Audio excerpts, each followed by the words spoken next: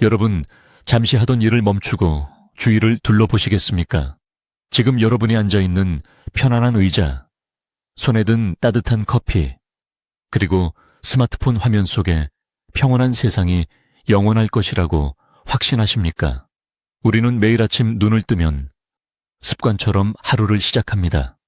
수도꼭지를 돌리면 깨끗한 물이 콸콸 쏟아져 나오고, 스위치를 켜면 전등이 환하게 밝혀지는 이 일상을 의심하는 사람은 거의 없죠. 출근길 지하철은 제 시간에 도착하고, 편의점 진열대에는 신선한 음식들이 가득 차 있습니다. 월급날이 되면 통장에 약속된 숫자가 찍히고, 우리는 그 숫자를 믿고 카드 결제 버튼을 누릅니다. 너무나 당연해서 공기처럼 느껴지는 이 시스템들. 과연 이 견고해 보이는 질서가 내일도 모레도 10년 뒤에도 그대로 유지될까요? 죄송하지만 역사는 정반대의 이야기를 우리에게 들려줍니다. 인류의 역사를 통틀어 수많은 제국과 국가들이 존재했지만 그들이 무너지는 순간은 예고편 없이 찾아왔습니다. 로마 제국이 멸망할 때도, 소련이 붕괴할 때도 그 안에 살던 사람들은 마지막 날까지 설마 그런 일이 일어나겠어? 라고 생각했습니다. 우리가 누리는 이 모든 풍요와 안정이 실은 살얼음판 위에 세워진 거대한 모래성일 수 있다는 사실 상상해 보셨나요? 오늘 저는 여러분의 그 막연한 믿음에 묵직한 돌을 던지려 합니다.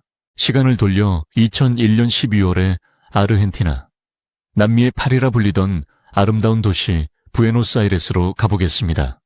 12월 19일 수요일, 도시는 크리스마스를 앞두고 들뜬 분위기였습니다. 거리는 퇴근하는 직장인들과 저녁 식사를 즐기려는 가족들로 북적였고, 카페에서는 탱고 음악이 흘러나오고 있었죠. 누구도 그날 밤이 자신들의 인생을 송두리째 바꿀 지옥의 서막이 될 줄은 꿈에도 몰랐습니다. 자정이 조금 넘은 시각, TV 화면에서 긴급 속보가 터져 나왔습니다. 지금 이 순간부터 모든 은행 계좌를 동결합니다. 라는 충격적인 내용이었습니다. 사람들은 자신의 귀를 의심했습니다. 내 돈을 내가 찾을 수 없다니, 이게 무슨 말도 안 되는 소리냐며 처음엔 농담인 줄 알았을 겁니다. 다음 날 아침, 은행 문이 열리기도 전에 수만 명의 인파가 몰려들었습니다. 그들은 셔터가 내려진 은행 문을 두드리고 고함을 지르고 울부짖었습니다. 평생을 성실하게 일해 모은 노후자금, 다음 달 치러야 할 자녀의 결혼자금, 당장 수술비로 써야 할 병원비가 은행 금고 속에 갇혀버린 것입니다. 은행 유리창은 깨졌고 거리는 순식간에 화염과 최루탄 연기로 뒤덮였습니다. 이것은 영화 속 장면이 아닙니다. 불과 20여 년 전 우리와 똑같은 삶을 살던 사람들에게 실제로 닥친 재앙입니다. 그들은 하루아침에 중산층에서 빈민층으로 전락했고, 쓰레기통을 뒤져 끼니를 해결해야 하는 처참한 현실로 내몰렸습니다. 여러분, 이것이 바로 국가가 파산하는 방식입니다.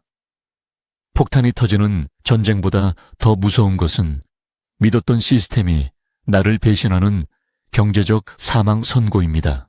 오늘 우리가 파헤칠 진실은 바로 이것입니다.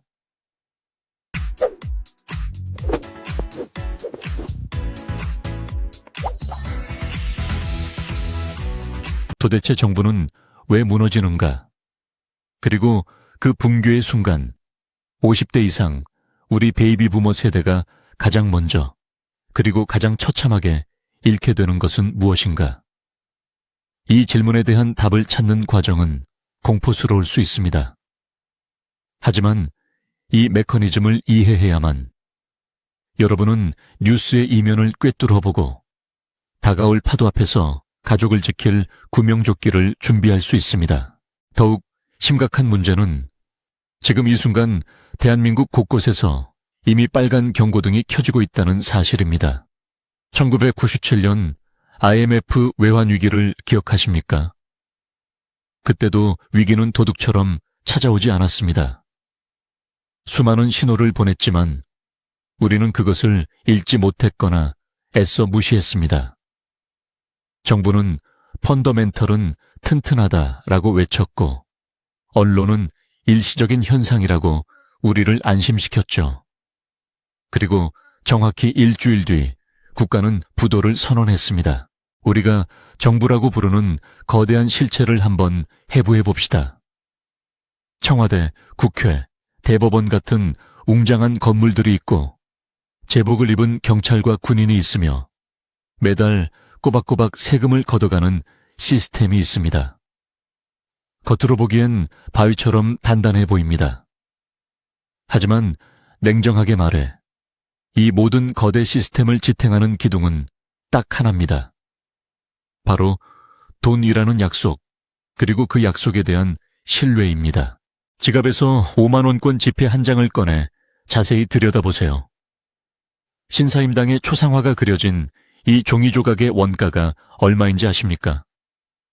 잉크값과 종이값을 다 합쳐도 400원이 차에 되지 않습니다. 그런데 우리는 왜 이것을 5만 원의 가치가 있다고 믿고 땀 흘려 일한 노동의 대가로 이것을 받을까요? 심지어 이 종이 한 장을 얻기 위해 누군가는 범죄를 저지르기도 합니다. 이유는 단 하나, 대한민국 정부가 그 가치를 보증한다는 믿음 때문입니다. 이것을 경제학 용어로 법정화폐, fiat money라고 합니다. 과거에는 돈을 은행에 가져가면 그만큼의 금으로 바꿔주던 금본위제 시대가 있었습니다. 하지만 1971년 이후 전 세계의 모든 돈은 실체가 없는 신용화폐가 되었습니다. 즉, 정부의 신용이 무너지는 순간 여러분의 지갑 속에 있는 돈은 그저 불쏘시개나 메모지에 불과해진다는 뜻입니다. 그렇다면 이 믿음의 댐은 언제 무너질까요? 역사는 아주 명확한 답을 보여줍니다. 바로 정부가 감당할 수 없을 만큼의 빚을 졌을 때입니다. 2024년 현재 대한민국 정부의 공식적인 국가 채무는 1200조 원을 넘어섰습니다. 1조라는 숫자가 감이 잘 안 오시죠? 매일 하루도 빠짐없이 7억 원씩 쓴다고 해도 다 못 쓰는 천문학적인 액수입니다. 이 빚을 우리 인구수로 나눠볼까요? 대한민국 5천만 국민, 갓 태어난 신생아부터 100세 노인까지 한 명도 빠짐없이 1인당 2,400만 원의 빚을 지고 있는 셈입니다. 4인 가족이라면 가구당 약 1억 원의 나랏빚을 떠안고 사는 거죠. 나는 빚진 적 없는데? 라고 말씀하시겠지만 이 빚은 결국 여러분이 내는 세금으로 갚아야 하기 때문에 실질적인 여러분의 채무입니다. 하지만 진짜 공포는 수면 아래에 있습니다. 1200조 원은 중앙정부가 인정한 공식적인 빚일 뿐입니다. 여기에 공무원 연금과 군인 연금 충당부채, 한국전력이나 토지주택공사 같은 거대 공기업의 부채, 그리고 지방자치단체의 숨겨진 빚까지 모두 합치면 어떻게 될까요? 전문가들은 대한민국의 실질적인 국가 부채가 3,500조 원에서 4,000조 원에 육박한다고 경고합니다. 빙산의 일각이라는 말이 이토록 무섭게 들린 적이 없습니다. 이 거대한 빚더미 위에서 정부가 선택할 수 있는 길은 세 가지뿐입니다. 첫 번째는 증세, 즉 세금을 올리는 것입니다. 이미 느끼고 계시지 않나요? 소득세, 재산세, 종부세, 취득세. 월급 명세서를 보면 공제계라는 항목이 야금야금 늘어나고 있습니다. 건강보육법료는 매년 오르고 국민연금 요율 인상 이야기도 끊임없이 나옵니다. 여러분이 힘들게 번 돈의 절반 가까이가 이미 알게 모르게 국가로 흘러 들어가고 있습니다. 두 번째 방법은 화폐 발행, 즉 돈을 찍어내는 것입니다. 정부가 한국은행에 국채를 넘기고 돈을 받아와서 쓰는 거죠. 당장은 국민들 주머니를 털지 않으니 조용한 해결책처럼 보입니다. 하지만 이것은 침묵의 살인자나 다름없습니다. 시중에 돈이 흔해지면 필연적으로 물가가 오릅니다. 이것이 바로 인플레이션입니다. 작년에 7,000원 하던 짜장면이 올해 9,000원이 되고 10,000원 한 장으로 살 수 있는 게 과자 몇 봉지뿐인 현실. 이것은 물건값이 오른 게 아니라 여러분이 가진 돈의 가치가 쓰레기처럼 변하고 있다는 증거입니다. 여러분이 은행에 고이 모셔둔 1억 원은 숫자는 그대로일지 몰라도 구매력은 매년 5%, 10%씩 녹아내리고 있는 것입니다. 가만히 앉아서 재산을 도둑맞고 있는 셈이죠. 세 번째이자 가장 위험한 방법은 빚으로 빚 돌려막기입니다. 만기가 돌아온 국채를 갚기 위해 더 높은 이자를 주고 새로운 국채를 발행하는 겁니다. 이것은 전형적인 폰지 사기 구조와 같습니다. 빚은 눈덩이처럼 불어나고 매년 갚아야 할 이자 비용만 수십조 원에 달하게 됩니다. 2023년 대한민국이 지불한 국채 이자만 25조 원이 넘습니다. 이는 우리 국방비 예산의 절반에 육박하는 어마어마한 돈입니다. 이렇게 빚이 쌓이다 보면 결국 국가의 신용등급이 강등되는 그날이 옵니다. 무디스나 S&P 같은 국제 신용평가사들이 더 이상 한국을 믿을 수 없다고 선언하는 순간입니다. 그러면 외국인 투자자들은 썰물처럼 빠져나갑니다. 주식시장은 폭락하고 환율은 미친 듯이 치솟습니다. 우리나라는 에너지와 식량의 대부분을 수입에 의존하는 나라입니다. 환율 폭등은 곧 생존 물가의 폭등으로 직결됩니다. 2008년 리먼 브라더스 사태를 기억해 봅시다. 158년 전통의 거대 투자은행이 파산하는 데 걸린 시간은 단 며칠이었습니다. 너무 커서 망하지 않는다. Too big to fail. 는 믿음은 오만이었습니다. 리먼의 파산은 전 세계 금융 시스템을 도미노처럼 쓰러뜨렸습니다. 현대금융은 거미줄처럼 촘촘하게 연결되어 있어서 한 곳의 비명이 전체의 파멸로 이어지는 구조이기 때문입니다. 은행 시스템의 비밀을 하나 알려드릴까요? 여러분이 은행에 1억 원을 예금하면 은행은 그 돈을 금괴 보관하고 있을까요? 천만의 말씀입니다. 은행은 지급 준비율이라는 법적 기준에 따라 약 700만 원 정도만 남기고 나머지 9,300만 원은 다른 사람에게 대출해 줍니다. 그 대출금은 또 다른 은행으로 들어가고 거기서 또 대출이 나갑니다. 이를 신용창조라고 부르지만 실상은 거품 만들기입니다. 이 시스템은 모든 사람이 동시에 돈을 찾지 않는다. 는 아슬아슬한 가정 위에 서 있습니다. 만약 불안감을 느낀 예금자들이 한꺼번에 돈을 찾으러 몰려오면 은행은 줄 돈이 없습니다. 이것이 바로 뱅크런입니다. 2023년 3월 미국의 실리콘밸리 은행 SVB은 스마트폰 뱅킹을 통한 디지털 뱅크런으로 단 30여 시간 만에 파산했습니다. 100년 걸려 쌓은 신뢰가 클릭 몇 번에 무너진 것입니다. 그렇다면 이 거대한 붕괴가 오기 전 우리는 어떤 신호를 감지해야 할까요? 전문가들이 말하지 않는, 하지만 여러분의 생존을 위해 반드시 체크해야 할 5가지 시그널이 있습니다. 첫 번째는 금리의 급격한 변동입니다. 저금리 시대에 빚을 내어 집을 사고 투자를 했던 사람들은 금리가 오르는 순간 벼랑 끝으로 내몰립니다. 이자가 월급을 잡아먹기 시작하면 개인의 파산은 시간 문제입니다. 두 번째 신호는 환율의 이상 급등입니다. 달러당 원화 환율이 1,400원을 넘어 1,500원을 향해 간다면 이는 대한민국 경제의 체력이 바닥났다는 증거입니다. 외국 자본이 한국을 탈출하고 있다는 뜻이죠. 환율이 오르면 휘발유, 밀가루, 가스비가 오르고 이는 곧 여러분 식탁의 물가 폭등으로 이어집니다. 장바구니 물가가 무섭게 오르는 것, 그것이 바로 국가 부도의 전조 증상입니다. 세 번째는 부동산 시장의 거래 절벽입니다. 한국 가계 자산의 75%가 부동산에 묶여 있습니다. 그런데 집을 팔려고 내놔도 보러 오는 사람이 없고 거래량이 역대 최저를 기록한다면 이는 자산시장의 혈관이 막혔다는 뜻입니다. 부동산 가격이 폭락하면 대출을 해준 은행이 부실해지고 건설사가 도산하며 경제 전체가 마비됩니다. 부동산 불패 신화가 깨지는 소리가 들린다면 탈출 준비를 해야 합니다. 네 번째 신호는 자영업자의 줄폐업입니다. 동네를 한번 걸어보세요. 임대 문의가 붙은 빈 상가들이 늘어나고 있지 않나요?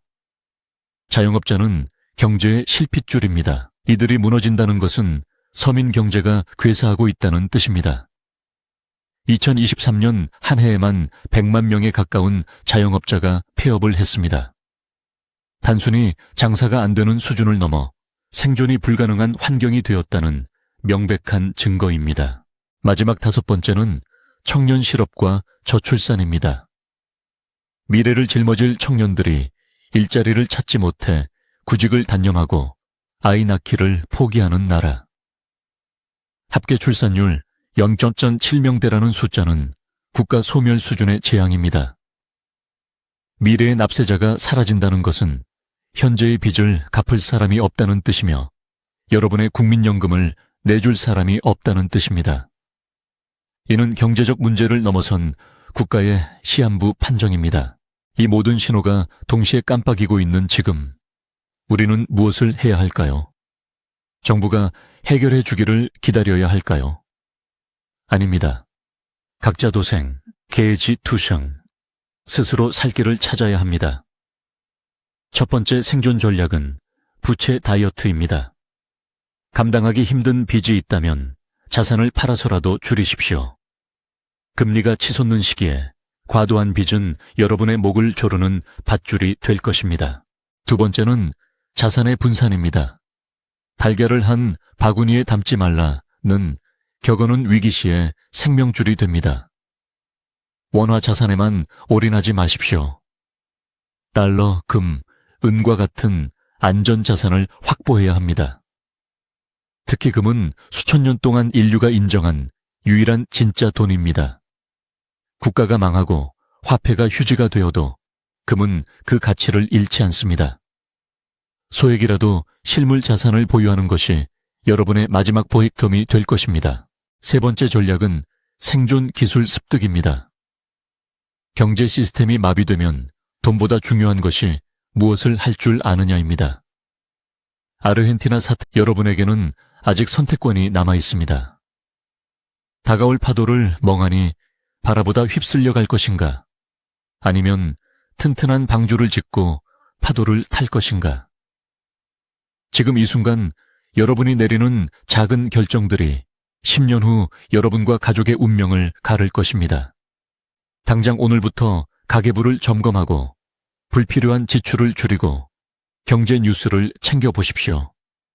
그리고 가족들과 모여 앉아 만약 내일 경제 위기가 온다면 우리는 어떻게 할 것인가? 를 진지하게 토론해 보십시오. 세상은 여러분을 지켜주지 않습니다. 냉정하게 들릴지 모르지만 스스로를 지킬 수 있는 힘은 오직 자기 자신에게서 나옵니다. 준비된 자에게 위기는 기회가 되지만 준비되지 않은 자에게 위기는 그저 재앙일 뿐입니다.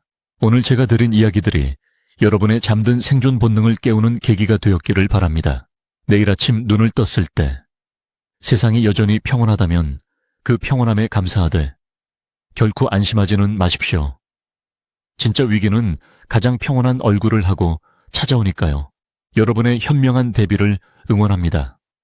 끝까지 시청해 주셔서 감사합니다. 이 영상이 도움이 되셨다면 구독과 좋아요를 눌러주시고 소중한 사람들에게 공유하여 함께 대비할 수 있도록 해주세요. 여러분의 작은 행동이 더 많은 사람을 깨우는 알람이 될 것입니다. 감사합니다.